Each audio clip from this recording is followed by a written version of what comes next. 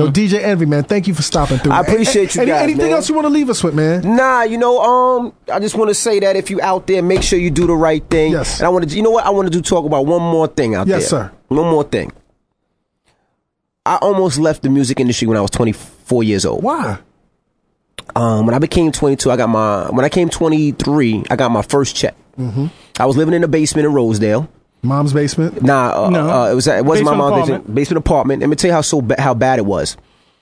I had no bathroom in the basement, so you had to go upstairs to go to the bathroom. Mm-hmm. So I never wanted to go upstairs to go to the bathroom because I'm in my boxes, and I didn't live upstairs. Right, so I would go to the bathroom in the sink. Mm-hmm. You know what I mean? And I told myself I would never go back. So shout out to Clue. Clue, I love you. You my brother.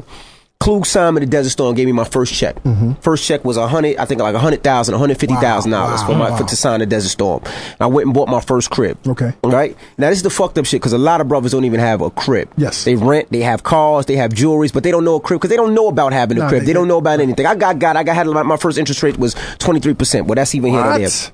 Wow. I didn't have no credit. I was fucked up. Of course. I stayed in that crib for 5 months, and I was talking to this white guy, and the white guy was like, this is the perfect time to buy and flip cribs. So I started buying and flipping cribs. Mm-hmm. So I bought that crib for, I think, like $300,000. Mm-hmm. Stayed in it for 6 months, and sold it for $450,000. Mm. 6 months, I made $150,000. I was like, I'm busting my ass in this music industry. They shooting, they stabbing. Mm-hmm. I ain't got to do shit and make $150,000. Right. So I moved my house. I moved. Then I bought another crib. Sold that crib, made $300,000 in 4 months. I said, this is about a bitch. I just made $300,000 in 3 months. So I made $450,000 in 9 months. I'm like, I ain't doing this music shit no more. Right. So I started buying cribs. So I had a total of 6 cribs, right? 6 cribs. I'm flipping them, fixing them up, flipping them. And I was like, you know what? I ain't gonna do music no more. Then the housing market crashed, right? Mm-hmm. So now I had 6 cribs, all these cars, all these jewelry. But now I had to pay these mortgages now because nobody's buying cribs. You couldn't move that shit. I sold everything. Bentleys, watches, jewelry, everything. I was doing parties. If you call me and say, yo, I got a bar mitzvah for you, I'd have DJ the fucking bar mitzvah. If you just said it was a country and I had to do the fucking singing, oh, baby, coming around that mountain, nigga, it was that crazy. Right. And dig it. I finally sold all those cribs. Right. But to say, if you out there and you have money, don't worry about the cars and the cribs and all that other stuff. You got to make sure you're secure. If anything ever happens with me now, I have so much money invested in my crib, and so much money invested in myself and other properties that I'll always be good. Yeah. And that's to anybody out there listening. If you have a chance and you have a check, whether it's $10,000, you can buy a property. Make sure that you're always good and you always got something to fall back on. Even if you out there and you hustling, if you got a crib and you got to bail yourself out and you ain't got the cash, you can always put your crib up until you get your ass back on your feet. Right. Now, Matt Raz hit me with the very last question. He was like, "What's this suicide rumor, man? What is that shit?" True story. So this is when I tell. I like this guy, Dallas. I'll tell you the truth. So this is when I tell my wife that I cheated. Okay. So So this is before. This is 10 weeks ago. Right, 10 weeks ago. And the story she didn't take it right. Nobody she didn't take it right. Oh, she left the house. She left the house. Nah, she didn't leave the house. Well, she kicked you out the house. She ain't gonna leave the house. I'm gonna leave the house. Yeah. And we going back and forth and back and forth. And she's throwing shit. She's not listening. Nah, she's not throwing shit. She just fed, and that's how I know it was serious. Real. She wasn't yelling. She wasn't screaming. She was just R. Kelly fed, woman's fed. Right. Absolutely, scaring the shit out of me. Right. So she's not listening. She's dead. You're dead to the world. You're dead to her. Dead to the world. Right. So she's not listening. This, that, and the other. So I said, I gotta get her to listen. So I was like, all right. I go in the garage. I turn on the quad. Turn on the car. And I was like, word, you don't want to listen? Fine, I'm gonna kill myself. I close the door. Right. Now, was I gonna kill myself? No. Was I trying to scare the shit out of her? It worked. You were desperate for something to get her out of that but zone. You know what? It worked, and it worked too well. Right. So what she did, she got scared. It's true story. Yo, you wildin' with that. True story. No, true story. I've been exactly where you've been. True story. And I will tell you one thing. You a strong dude. You're going to have to be even more stronger. Absolutely. Because I'm going to tell you one thing. There will be shots thrown for years to come. Absolutely. As long as you stay together. But I'll tell you one thing. I admire what you did. Absolutely. Now, I want to hear the story, though. Let me tell you a story. So, I got time? I can tell a story? Yeah, tell the story, man. You got time. So, Pete, shut up. She calls. I want to hear it. She calls the police because she's scared. Right. She thinks I'm really gonna do it. So after she tells me I'm holding the door, she tells me, y'all call the police. I said, call the police? That's when they all stop and say, well, what do you mean? I go back inside. What do you mean call the police? Right. She's like, I call the police. I said, word? I said, you ain't call the police. I go downstairs, police at the house. At the house. At the house.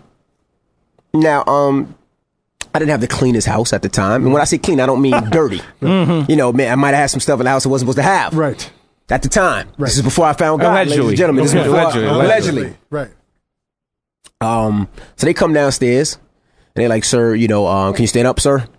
You know, they pat me down in my own house. In your own house? My own house. They was like, you know, your wife told me that you tried to maybe off yourself. You scared us. I was like, nah, I wasn't. She just overreacted. Okay. They was like, well, you know, because of this, we have to take you down to the hospital to check you out. I'm like, to the hospital? To the hospital. I'm like, what? I was like, all right, man, go ahead. So how did they escort you out your own house? Well, I walked out my house. They was like, you know, we appreciate you, you know, walking out. So they put me in an ambulance. Strapped me up. They strapped you down? Strapped me up, take me to the hospital. Come on, man. Take me to the hospital. Not strapped in like no crazy chair, but take me to the hospital. The gurney. Take me to the hospital. Shit, right? So now, you know, they go to the hospital. Now they got to run tests. You got some fly shit on? They got to run stress. Nah, I had a hoodie on and jeans, you know. So they take me to the hospital and Internet for the record. I mean, the watch is Rocky. Concord 11's on the feet, matching the fitted. I mean, well, this is the Rolex masterpiece. These diamonds are Rolex, by the way, but that's neither here nor there. Oh, but okay. For those of you scoring at home, but so now I get to the hospital. They taking tests, doing stress tests and this, that, and the other. And I'm sitting there, I'm waiting. Now, this was like 3 in the afternoon. So now it's like 10 o'clock at night, 11 o'clock at night. You know me, I got a show at night. You got money out there. I'm like, yo, I got to go. They was like, no, you can't leave. I said, okay. I was like, what you mean I can't leave? That's like, you can't leave until all the tests come back. I'm like, how you going to hold me? I was like, you know what? I said, all right. So I called my peoples from the hood. Right. I said, yo, back the car to the emergency room and leave the door open. So when he does it, I jet out the hospital. You ran out? Ran out. Were they chasing you? Chasing me. Oh, my God. Now, I'm running. You might be a little crazy. Hold on. Did you have on one of them hospital gowns with the back out? I didn't have that would have been crazy. So now, mind you, I run out. I jump in the car, take off. They chasing me. I go to... What the fuck is going on through your head, B? I'm thinking it's a joke. I'm like, yo, these niggas is crazy. Right, but that's not a joke, Envy. Hold on, let me tell you. So I go to my serious job. I do my serious show. Hold on. I go to my serious job. I do my serious job. So now I got clubs that night. Right. So I got 3 shows that night. Do the math. It's over $7,000. Yes. So I'm like, all right. I get to the first club. The promoter comes outside. Yo, Envy, there's cops out here looking for you. I'm like, this happened in Jersey. Right. It's like, yo, there's cops out here looking for you. So I said, you know what? I said, all right, no doubt. Tell them I ain't here yet. I go to the next club. I get to the next club. Yo, there's cops out here looking for you, son. Damn, they got the whole dragnet. They got the whole dragnet. The rap police is damn. Yo, rap police, who killed Biggie Smalls? Stop playing. So I had to go back to the hospital that night. You had to go back. Now, when I get back... Lose money. Right, lose money. When I get back to the hospital, they're not playing with me now.